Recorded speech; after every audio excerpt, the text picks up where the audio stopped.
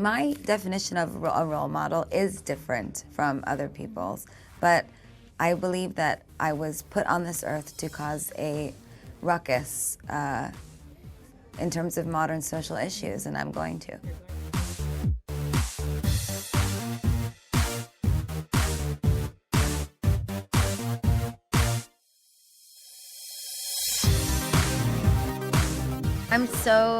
I can't believe it. We won 2 Grammys earlier today, and I'm just completely floored, and I ruined all my makeup right before the show. To win a Grammy is always an honor. Yeah. To be nominated for 5, your brain explodes inside. Mm-hmm. To win 3 out of 5 of those, I mean, I'm overwhelmed with joy and gratitude, and also, for 2 of them to be for Shallow, and for 1 to be for my album Joanne. That also means a lot to me.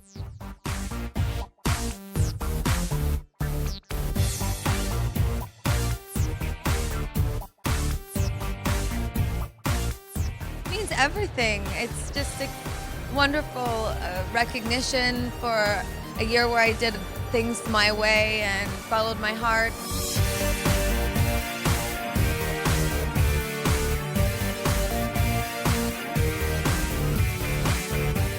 I was asleep and I had my cell phone under my pillow and it started to vibrate, so I woke up and I just had 10 text messages that all said, "You have a Golden Globe nomination, Best Actress." I was so just kind of in a dream. I thought I wasn't awake yet. It's a childhood dream of mine. I studied acting for a really long time growing up, but I never made it as an actress. I made it as a singer. So, I know it's my first job in television, but it's not my first job in show business. So I'm just grateful that all my hard work is paying off. This is the most amazing thing that's ever happened. I can't believe that I'm here. It's very difficult to talk about how you're #1 on Forbes when you have a push-up bra. Although I am a feminist, and I believe I should be able to wear and say and do whatever I please and still be a strong and influential woman. It was actually inspired by my makeup artist, Valium Garland. She wore meat in the 70s. To go out to parties, and we were talking about it, and then as she was telling me the story, I was actually in the middle of writing my speech for Don't Ask, Don't Tell repeal, and I did a big rally in Maine, and I called it the prime rib of America. The prime rib of America, the prime rib of the American Constitution is equality, the best cut of meat that this country has to offer. So I wore the meat dress as a statement about equality, wearing the best cut of meat, and arriving and taking as my dates with me discharged soldiers under the enforcement of Don't Ask, Don't Tell in the military.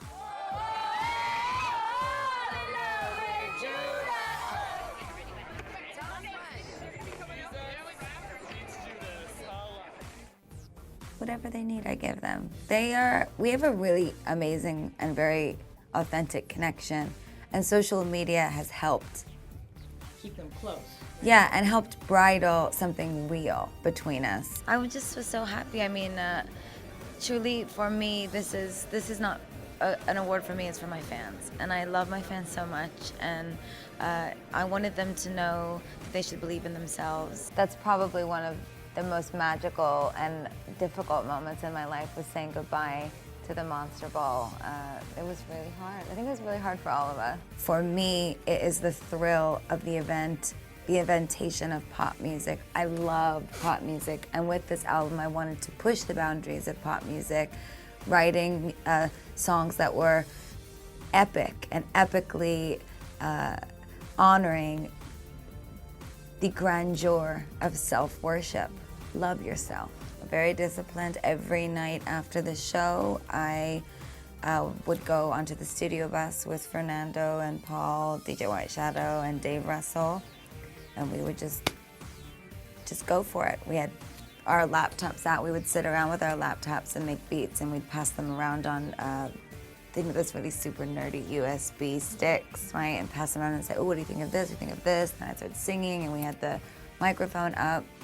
And some of the quality on some of the sonics was, you know, from an engineering perspective, initially some of it was really kind of rough and raw, and we ended up keeping a lot of it because of the authenticity. The message of Born This Way is so positive and so much about self-love and empowerment. What I've been most surprised about is the younger generation really stood up when I put this song out. The record spoke for itself. It reached a lot of people. It's much bigger than me. The album cover is meant to represent fusing flesh with metal, fusing reality with surreality, me living between between reality and fantasy at all times, and saying in truth that I am theater. I am a show with no intermission. It's a great song. Judas is amazing. I'm just fascinated with the decay of the blonde pop icon and how culture loves to build and give birth to fantasies and then destroy them, and what that means. This will also be something that on my next album, will explore further. Because that's the idea with fame. If I want you to fall in love with me, if I want you to follow you until you love me, right? The words in Paparazzi, then I have to seduce you. So fame is really just about seduction. I'm a very creative person. I have lots of ideas. I'm always inspired. I'm very inspired by the fans. The fans are constantly funneling me with tons of information and ideas and visuals. It's a clear stage, and we really wanted to push ourselves to be as innovative as possible within the sphere of the arena. There's a lot of limitations and certain things that you can't do. So we wanted to push it, you know, what can't we do, and then how can we make that happen? So, you know, we had to create the runways in a certain way so that people could pass through, so that it wasn't Can you dance underneath the runways? Yes, well, I shouldn't probably dance you won't. underneath the runways. I'll get trampled by the sea of beautiful monsters. It's the public. I mean, everybody. It's every age group. I think what Tony's trying to say is that jazz already has a really big audience. There's jazz lovers all over the world, and by us coming together, you know, it's not so much about just exposing jazz to my fans, but by exposing it to everybody all at once. And we're really grateful to the Grammys for having us here. Tony said that he thinks that you're going to have a career as important as Elvis Presley's. Oh, Tony. Tell Tony to pipe down. I think I'll settle for, you know, a career, period. I like to do whatever I want, whenever I feel like it. You know, I just like to be myself, and I have a sense of an identity of who I am. Stephanie and Gaga are the same person. There's no distinction between the two. I started getting called Gaga when I was 19 years old, and now my mom and my dad, all my friends call me Gaga. I want it to be clear that it is dangerous. Vanity can be dangerous if you don't know how to manage it. No, I love acting. I loved acting on American Horror Story, but this was all because of Bradley. I believed in him so much. I still believe in him so much. And I was so inspired by his vision. That's what was so wonderful about playing this character, is that I got to completely strip myself of who I am and draw upon other things within me to play Allie. She's nothing like me. I mean, she completely gave up on herself. When I started out in this business, I was like, I'm gonna make it, and I hit the ground running. I was banging on every door to play music and to be heard. I was so honored that he was thinking of me for this film, and you know, we had an instant connection, and it was terrifying, but also inspiring, and I was excited to go on this journey with him. The song actually is grappling with complicated things. What do you want? What do I want? You know, what are you searching for? You know, when I'm happy, I'm sad. When I'm you know, afraid, I fear myself. Yeah. You know, these are things that are complicated.